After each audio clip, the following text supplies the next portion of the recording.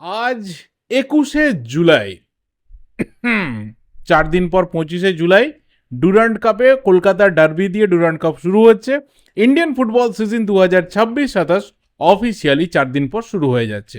কি রাগ করলা? এবার সেই ডার্বি নিয়ে এবং ডুরান্ড কাপ নিয়ে বেশ কিছু কথা আমার বলার রয়েছে আজকে, স্পেশালি আমাদের দুই প্রধানকে নিয়ে, মোহনবাগান এবং ইস্টবেঙ্গলকে নিয়ে। কারণ বাকিরা কতটা সিরিয়াসলি মাঠে নামবে, আইএসএলের টিম তো হাতে গোনায় রয়েছে, মোহনবাগান রয়েছে, ইস্টবেঙ্গল রয়েছে, জামশেদপুর রয়েছে, নর্থ ইস্ট রয়েছে, আর দিল্লি রয়েছে। তো কে কতটা সিরিয়াসলি বাকিরা নামবে জানি না, কিন্তু মোহনবাগান ইস্টবেঙ্গল ভাই দে আর টু মাচ সিরিয়াস। এবং অফিসিয়ালি হেড কোচেদের গাইডেন্সে আজ থেকে কিন্তু দুটো টিমেরই প্র্যাকটিস শুরু হয়ে গেছে। এবার ব্যাপারটা হচ্ছে যে দেখো, এই ডুরান্ড কাপ নিয়ে এর আগে যখন বলেছিলাম যে আমাদের ইন্ডিয়ান ফুটবলে না এই মিনিমাম যে প্রফেশনালিজমটা আমরা এক্সপেক্ট করি সেটা নেই। মানে ওই জিরো সিভিক্স সেন্স বলতে যা বোঝায় আর কি।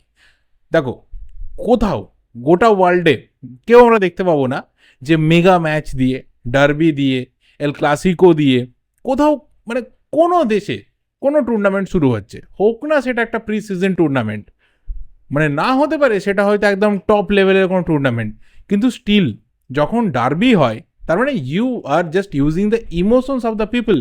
এবং সেখানে দাঁড়িয়ে প্রথম ম্যাচে আমরা কেউই এক্সপেক্ট করতে পারি না যে আমাদের প্লেয়াররা একদম ফুল দামে খেলবে। মানে whether you R Mohun Bagan fan or East Bengal fan, you have to accept it if you loose.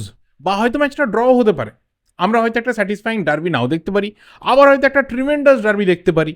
কিন্তু এটা তো একটা ফ্যাক্টর যে আজ হচ্ছে 21 তারিখ, আজ থেকে অফিসিয়ালি হেড কোচেদের আন্ডারে প্র্যাকটিস শুরু হলো। বিদেশিরা কবে আসবে তার কোনো ঠিক ঠিকানা নেই।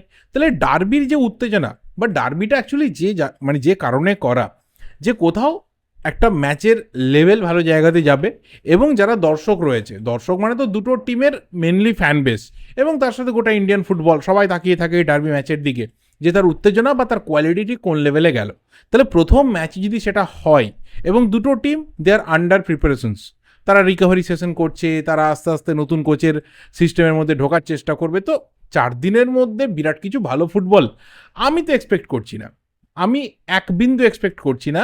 এবং ম্যাচ ড্র হলেও কিছু বলার নেই, যেই জিতুক যেই হারুক কোথাও কাটাছাড়ার জায়গা অন্তত পক্ষে আমার তরফ থেকে থাকবে না, আমি আগেই বলে দিলাম। মানে যে রেজাল্টই হয়ে যাক না কেন। এবার এই ডুরান্ড কাপ দেখবো কোথায়? অনেক দিন ধরে আমি দেখলাম প্রশ্ন আসছে, দীর্ঘদিন ধরে ডুরান্ড কিন্তু সোনি স্পোর্টসের সাথে দেয়ার ইন পার্টনার, এবং সোনি স্পোর্টসেই খেলা দেখতে পাওয়া যাবে, অ্যাপে সোনি লিভে খেলা দেখতে পাওয়া যাবে, টিভিতে সোনি স্পোর্টসের চ্যানেলে দেখতে পাওয়া যাবে। কিন্তু যেটা সব থেকে মজার বিষয় সেটা হচ্ছে যে ডুরান্ড কাপের এই ডার্বিতে বা সিজনের একদম প্রথম ডার্বিতে বা সিজন ওপেনিং ম্যাচে দুই প্রধান তারা কি অল ইন্ডিয়ান স্কোয়াড নিয়ে নামতে চলেছে, সেটা একটা বিরাট প্রশ্ন। তার একটা সবথেকে বড় কারণ যে মোহনবাগান অনেক দিন আগে বিদেশি প্লেয়ারদের যে ভিসা প্রবলেম সেটাকে শর্ট আউট করে নিয়েছিল। শোনা যাচ্ছে যে আগামী হয়তো 2-1 দিনের মধ্যে প্লেয়াররা অ্যাসেম্বল হয়ে যাবে। ইস্ট বেঙ্গলের ব্যাপারটাও ঠিক সেম, এখনও সমস্ত প্লেয়ারই সিগনেচার হয়নি, 4 জন মাত্র বিদেশি কনফার্মড হয়েছে, অফিসিয়ালি অ্যানাউন্সড হয়েছে, এবং সেই 4 জনের মধ্যে 2 জনের ভিসা আপাতত কমপ্লিট, বাকি 2 জন দে আর অন হোল্ড, হয়তো সেটাও কমপ্লিট হয়ে যাবে এবং তারা এসে যাবে। কিন্তু যেটা আমি আগেই একটা সন্দেহ প্রকাশ করলাম যে প্রত্যেকেই কিন্তু নতুন কোচের আন্ডারে খেলবে, প্রত্যেকেই। তুমি মোহনবাগানের বিদেশিদের ধরে নাও সমীর জেলকোভিচ বাদ দিয়ে, আর তুমি ইস্টবেঙ্গলের বিদেশিদের ধরে নাও, ইস্টবেঙ্গলের তো সবাই সবাই কিন্তু নতুন কোচের আন্ডারে খেলবে। এবং তার সাথে যারা ইন্ডিয়ান প্লেয়ার্স রয়েছে তারা প্রায় 80-90% তারা নতুন টিমমেট হবে। তো কারোর সাথে কিন্তু কোনো পুরনো বোঝাপড়া নেই। হ্যাঁ, হয়তো আমাদের এখানে ইন্ডিয়ান ফুটবলে যে আমাদের ডোমেস্টিক প্লেয়াররা রয়েছে তাদের কোয়ালিটিতে বিরাট কোনো তফাৎ নেই, মানিয়ে নেওয়াটা খুব ইজি, যে ক্লাব থেকেই আসুক না কেন, যারা বিশেষ করে ইন্ডিয়ান ফুটবলে খেলেছে। কিন্তু যারা নতুন তাদের একটু হয়তো সময় লাগতে পারে, এই হলো ব্যাপার। এবার দুটো টিমই কিন্তু চেষ্টা করছে দরকার হলে 25 তারিখ সকালেও বিদেশি প্লেয়ারদেরকে নামিয়ে নিয়ে তাদেরকে যদি বিকালে মাঠে নামিয়ে দেওয়া যায়, বাট সেটা কত সায়েন্টিফিক্যালি ঠিক হবে সেটা তো পরের ব্যাপার, 1 নম্বর। 2 নম্বর যে বিষয়টা প্লেয়ার রিলেটেড আছে সেটা হচ্ছে দুটো টিমের যে সমস্ত ইন্ডিয়ান প্লেয়ার তারাও যে সবাই অ্যাসেম্বলড হয়েছে এবং তারাও যে সবাই একদম ফুল ফিট রয়েছে বা এই ম্যাচটাতে 100% দেওয়ার জন্য রয়েছে, এটাও কিন্তু একদমই ঠিক না। দুটো টিমেই কিন্তু একটু চোরাগোপ্তা সমস্যা রয়েছে, সেটা খুব কমন একটা প্রবলেম।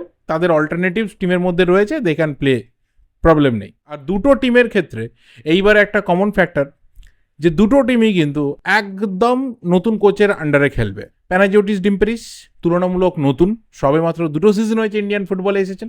এবং উল্টো দিকে Anthony Lopez হাভাস, he is already the legend of Indian football. তাকে আমরা 2014 সাল থেকে জানি, মাঝখানে একটা ব্রেক, তারপর আবার অল্প একটা ছোট্ট ব্রেক, বাকি সময়টা তিনি 2014 থেকেই 26 অবধি মেনলি ইন্ডিয়ান ফুটবলেই কাটিয়েছেন। এটিকে এফসি পুনে সিটি, তারপর এটিকে মোহনবাগান, দেন মোহনবাগান সুপার জায়ান্ট, তারপর আমরা ইন্টারকাশিতে দেখেছি। সো খুব চেনা একজন মানুষ, কিন্তু ইস্টবেঙ্গলের দায়িত্বে তিনি প্রথমবার। প্যানোস এসেই ছিলেন পাঞ্জাব এফসিতে, 2 বছর কাটিয়ে মোহনবাগানে, তিনিও মোহনবাগানে নতুন। তো দুজন কোচের কীরকম প্ল্যানিং থাকবে, দুজন কোচের ঠিক অল্প সময়ের মধ্যে একটা টিমকে তৈরি করে নেওয়া বা মোর অরলেস একটা ভালো জায়গাতে টিমটাকে পৌঁছে দেওয়া, এই ডার্বিতে কতটা কোচেদের ফ্যাক্টর কাজ করে সেটাও কিন্তু দেখার বিষয় হবে। প্রথমে যদি ইস্টবেঙ্গলকে নিয়ে বলি, তাহলে ইস্টবেঙ্গলের ক্ষেত্রে সবথেকে বড় সুবিধাটা হলো যে ডোমেস্টিক প্লেয়ারদের যে কোর, সেটা কিন্তু এবার ইস্টবেঙ্গল ধরে রাখতে পেরেছে। খুব বেশি ডোমেস্টিক প্লেয়ার তারা কিন্তু ইস্টবেঙ্গল ছাড়েনি, বেশিরভাগটাই 80-90% দে আর হেয়ার। তো প্রবলেম নেই। এটা মোহনবাগানের ক্ষেত্রে প্রতি সিজনে কাজ করতো, যে মোহনবাগান মোটামুটি 80-90% কোর টিমটাকে ধরে রাখছে, 10% অ্যাডিশন হচ্ছে। ইস্টবেঙ্গলে হতো উল্টো, 10-20% ইস্টবেঙ্গলে থাকতো, 70-80% প্রায় প্লেয়ার নতুন আসতো। অর্থাৎ নতুন প্লেয়ার আসা মানে কি, যারা পুরনো রয়েছে তাদের সাথে একটু অ্যাকাস্টামড হতে, তাদের সাথে বোঝাপড়া হতে একটু সময় লেগে যেত। ইস্টবেঙ্গলে এবারে সেই সমস্যাটা নেই। মোহনবাগানের ব্যাপারটা হচ্ছে, মোহনবাগানে বেশ কিছু নতুন প্লেয়ার এসেছে, এবং সবাই যে এসে জয়েন করবে বা সবাইকে আমরা ডুরান্ড কাপে দেখতে পাবো তার কোনো মানে নেই। যেমন লালিয়াঞ্জওয়ালা ছাংতে, প্রথমেই বলে রাখি, জুলাই মাসে তাকে মোহনবাগানে দেখার সম্ভাবনাই নেই, অগাস্ট থেকে দেখা যাবে। অগাস্টেরও কবে দেখা যাবে এখনও অবধি আন্দাজ পাওয়া যাচ্ছে না, but still without Lalianzuala Chhangte this team is very much good, problem নেই সেখানে। জাস্ট কয়েকজন প্লেয়ার এসেছে, তারাও ইন্ডিয়ান ফুটবলে খুব চেনা মুখ। যে কটা অ্যাডিশন হয়েছে খুব কোয়ালিটি অ্যাডিশন হয়েছে, আগেই সেটা আমরা জানি, দুটো টিমের ক্ষেত্রেই সেই কোয়ালিটি অ্যাডিশনস হয়েছে। বেঞ্চকে দুটো টিমই কিন্তু স্ট্রেংথেনের রাস্তা অ্যাজ ইউজুয়াল দেখেছে, এবং ইস্টবেঙ্গলেরও যেমন বেঞ্চ স্ট্রেংথ হয়েছে, মোহনবাগানের বেঞ্চটা স্ট্রংই থাকে। টোটালি এই হচ্ছে ব্যাপার, বাকি দেখা যাক। আজ সবে 21 তারিখে রাত, 22, 23, 24ও রয়েছে অপেক্ষা করার জন্য। মোস্ট প্রবলি 24 তারিখে হয়তো সেই ভিডিওটা বানাতে পারবো, যেদিনকে একদম কংক্রিট একটা 11 উইথ ফরেনার অ্যান্ড আমাদের ডোমেস্টিক প্লেয়ার, তাদের একটা মিক্স করে বেস্ট 11 আমি শো করতে পারবো। সো তার জন্য একটু 2 দিন বা 3 দিন অপেক্ষা করে যেতে হবে। আমার ভিডিওটা এখানেই শেষ করছি। ভালো লাগলে লাইক করো, শেয়ার করো, দেখা হবে পরের ভিডিওতে। আর যদি কোনো পয়েন্ট মিস করে গিয়ে থাকি অবশ্যই কিন্তু কমেন্ট বক্সে ধরিয়ে দিও। Thank you, good bye and good night.